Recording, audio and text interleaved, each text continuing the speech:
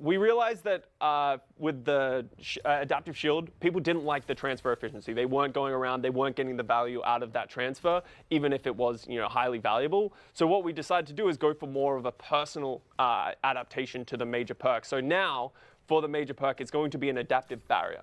And this is creating kind of like a parry mechanic for Wrecking Ball against CC, against all these kind of options. So now, when Wrecking Ball is going to hit his E ability, it's going to create a barrier around Wrecking Ball for 1.5 seconds.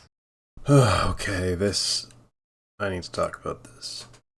So, if you know anything about me, you know that I like Overwatch. You know that I am very passionate about this game's balance. And you know that I also tend to like fighting games.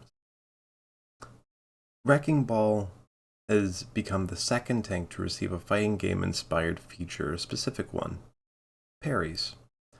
Doomfist was the first with his power matrix, which, after some consideration, I would personally consider to be the single worst designed perk in Overwatch 2. And now we're getting a second. Let me explain to you why this is bad.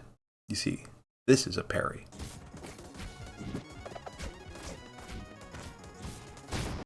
Maybe that wasn't clear enough. This is a parry. Maybe you're still not getting it. This is a parry.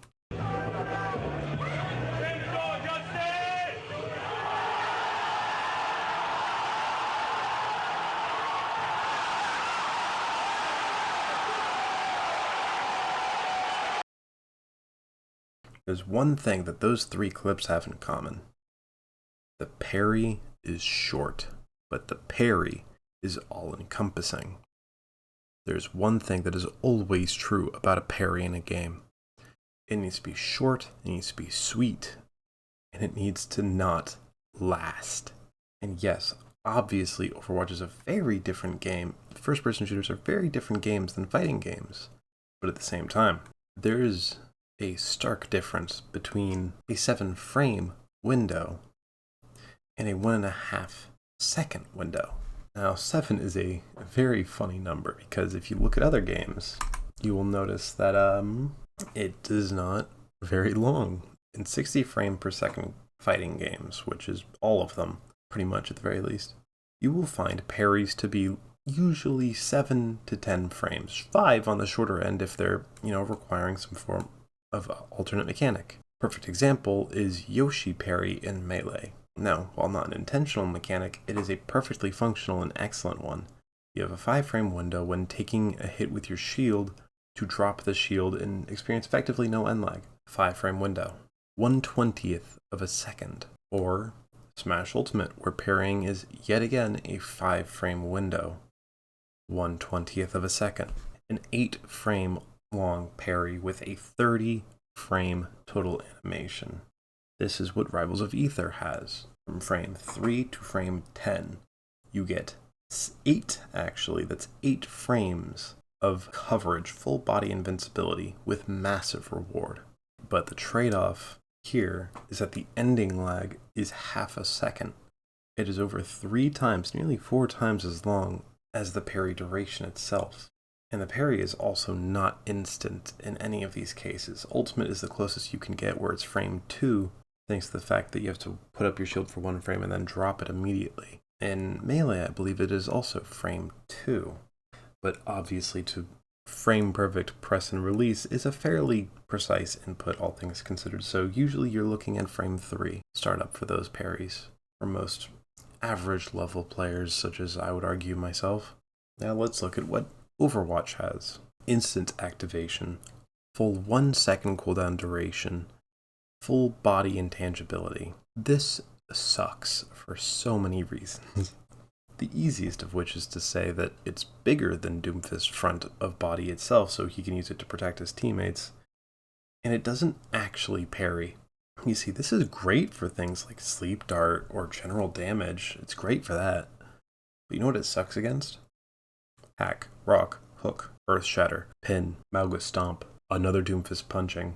It's great against a lot of the game, but it's not great against it all. And a parry needs to be an omnipresent, unbeatable option for a very short duration to be a true parry. And that's why I think Overwatch has really tossed it with the design of its parries. It doesn't even need to be true omni protection, because that would be probably pretty broken.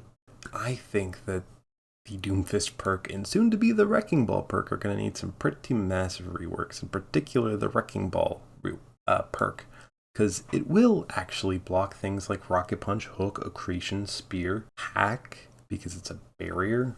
So how can we fix them?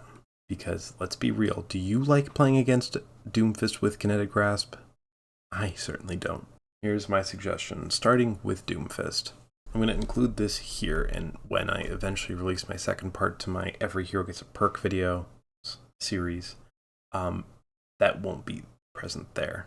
The conversion rate during the grasp should be reduced to, at best, match the regular conversion rate of 80% damage taken, because that 20% extra really meddles some things and allows you to get Empowered Punch way too easily. I say 50%. Secondly, reduce its duration by 80% to 0.2 seconds. This brings it in line with a lot of other parries in other games. 12 frames, but still a lot better. And also, it should only block things from Doomfist's very front. It should not be doing this random bullshit where it is as big as, like, Defense Matrix and then some from the front. It should not be bigger than Kinetic Grasp from the front. It should not be Doctor Strange's shield from Marvel Rivals. No, I'm not playing that game for footage. Additionally, Power Matrix should also block Hook. Hack a Sombra hacking you, just because that one's funny. Not for long, but for like half a second. The stun from Accretion as well. Not the damage, but the stun from Accretion. While it's active, it should also block a Hinder. It should also block a Mauga Stomp crit, potentially. Although I could see that being the one thing to break through it, as well as Rhine Pin. And, Shatter. As a trade-off, let's say Power Matrix will also reduce his block's total duration by 40%. So, 2.5 seconds to 1.5 seconds. But also reduce the cooldown by 2 seconds from 7 to 5. This makes Power Block a lot more reactionary, a lot more parry-like, and a lot more available to better match the parries in those other games. You still have a long wind down of vulnerability with that extra, 1.5 seconds, 1.3 seconds of vulnerability that is pretty close to the regular game's, vulnerability window. And you're not going to get free Empowered Punch off of this perk anymore like you reasonably can nowadays. Because let's be real, this perk is dumb.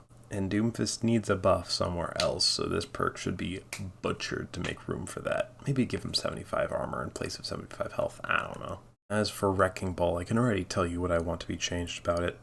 Move the duration from 1.5 seconds to just half a second. Maybe 0.3 seconds even. And then make it so then it still is a barrier, but give it a lot more health. 150 is what Custa said it was in the dev update, and I think that is a joke. A 1.5 second long barrier with 150 HP, come on now. Make it 0.5 second duration, and give it like 500 health. So then it'll block things like a Diva Bomb perfectly fine, so you can block things like Flux, so you can block things like a Bastion loading into you for a second. Again, it should be a parry mechanic. Not just give him a 1.5 second long shield, a parry. For reference, this is about 38% as long as a Ramantra barrier sets up for. And I know that doesn't sound like a lot, but that can really, really be a lot. I don't want to shoot more barriers. I want, if Ball has a parry mechanic, I want it to be an instant, quick action parry mechanic. And if you need another nerf on top of this, take away some shield health for this perk.